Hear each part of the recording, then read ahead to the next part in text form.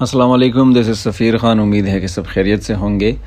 آپ لوگوں کی اسکرین پہ جو ورڈ دکھائی دے رہا ہے اس کو فرینچ میں کہتے ہیں اس کو رومو اکلے، انگریزی میں اس کو کہتے ہیں رومو اکلے۔ اس کو پڑھتے اس طرح ہے، اس کو کلف نہیں پڑھنا۔ رومو اکلے جو ہے یہ ایک ناول ہوتا ہے جس میں ریئل پیپل کو، پلیسز کو یا ایونٹس کو فکٹیشیس نیمز یا ڈیٹیلز دیے جاتے ہیں۔ فکٹیشیس کا مطلب یہ ہے کہ آپ اسے فکشنل بناتے ہیں، اور یہ ایک بلرنگ لائن ہے between fiction and non fiction. For example, if you're thinking about writing a story or a novel, for example, you are going to write your own experiences, but give yourself real license to play with facts and mask the names of actual persons. You might want to consider exploring the genre of roman akle. It says that you have characters, but you're also afraid that you don't want to show their names, you don't want to talk about them in reality, so may reader come to know about them or the places or the events.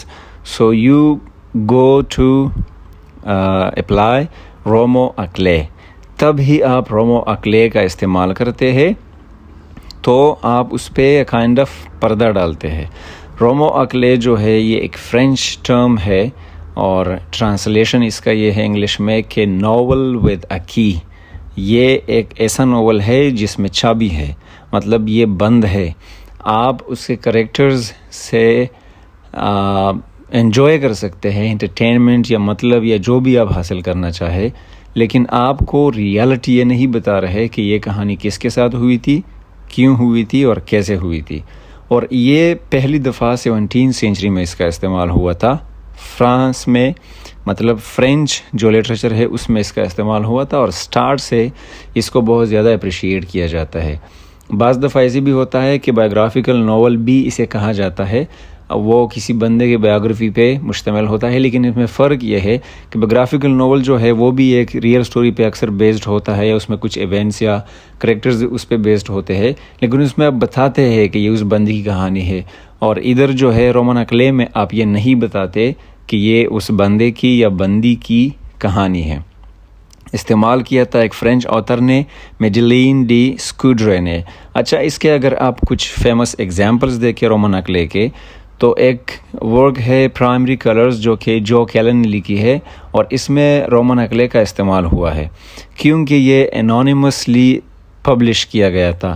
بعد میں لوگوں کو پتہ چلا کہ یہ ایک journalist ہے جو کلین، تو اس نے یہ جو ہے اس لیے لکھا تھا کہ وہ بل کلنٹن یا دوسری جو پبلک فگرز تھے جو 1992 کے پریزیڈنشل کمپین میں حصہ لے چکے تھے، اس پہ یہ ورک جو ہے لکھا گیا تھا۔ دوسرا جو فیمس ایگزامپل ہے وہ ہے آن دا روڈ بائی جیک کوروک۔ اس میں بہت سارے کریکٹرز آپ لوگوں کو ملیں گے جو کہ فکٹیشیس نیمز ہے اس میں، اور کوروکس کی ریئل لائف فرینڈز پہ یہ ناول جو ہے مبنی ہے۔ تیسرا جو ایگزامپل ہے وہ ہے دا بیلجا بائی سلیویا پلاتھ۔ سلیویا پلاتھ کے ڈراماز وغیرہ بھی اگر آپ لوگوں نے پڑھے ہیں تو یہ انیشلی پبلش ہوا تھا سوڈونیم وکٹوریا لوکس کے ادھر پبلش ہوا تھا، اور پلیس کا جو ناول ہے یہ سٹوری بتاتا ہے ایک مینٹل ایلنس یا ڈپریشن کا، جس سے وہ ریئل لائف میں اسٹرگل کر چکی ہے اور پاس ہو چکی ہے۔ دا سن آلسو رائزز جو کہ آنیسٹ ہیمنگوے نے لکھی ہے، آپ لوگ ان کو جانتے ہوں گے، اور یہ جو کہانی ہے یہ یورپ میں وہ ٹریول کرتا ہے ورلڈ وار فرسٹ کے وقت میں۔ اس کے اور بھی ناولز ہیں اس چیز پہ بیسڈ ہے، لیکن یہ ایک ریئل سٹوری بیسڈ ناول ہے۔ اس کے علاوہ دا فیئر اینڈ لوتھنگ جو کہ ان لاس ویگاس بائی ہنٹر ہے، اس میں بھی رومن اکلے کا استعمال ہوا ہے۔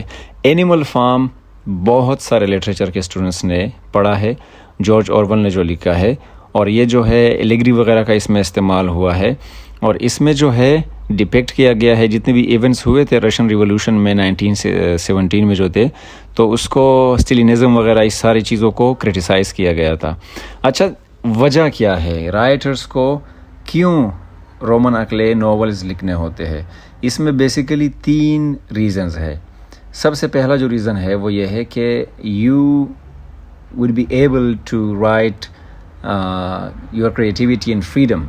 آپ پہ کوئی پابندی نہیں ہوگی، آپ فریڈم سے جو بھی لکھنا چاہے، جس کے لیے لکھنا چاہے، جتنا لکھنا چاہے، تو جس کے بارے میں لکھنا چاہے، آپ کو فریڈم ہے، آپ کو آزادی ہے. سو آپ کریٹیولی فریڈم میں ہے، آپ خود مختار ہے، کیونکہ آپ نے جو کریکٹرز ہے اس کو چھپایا ہے، ایونٹس کو چھپایا ہے، کوئی اور نام دیا ہے، یا پلیسز کو چھپایا ہے، کوئی اور نام دیا ہے، تو کسی کو اس سے مسئلہ نہیں ہونا چاہیے. دوسرا جو اس کا مین ریزن ہے وہ یہ ہے کہ it let's you reveal sensitive information. اگر کوئی سینسٹیو انفارمیشن ہے اس میں، تو آپ اس کو کوئی اور نام دے کے، اور جگہ بتا کے، اور لوگ بتا کے اس کو لکھ دیتے ہیں، اور لوگ اسے پڑھ کے کچھ نہ کچھ احس کر لیتے ہیں، سمجھ جاتے ہیں، مطلب اس چیز کو سمجھ جاتے ہیں. یہ نہیں سمجھتے کہ یہ کس کے ساتھ ہوا تھا.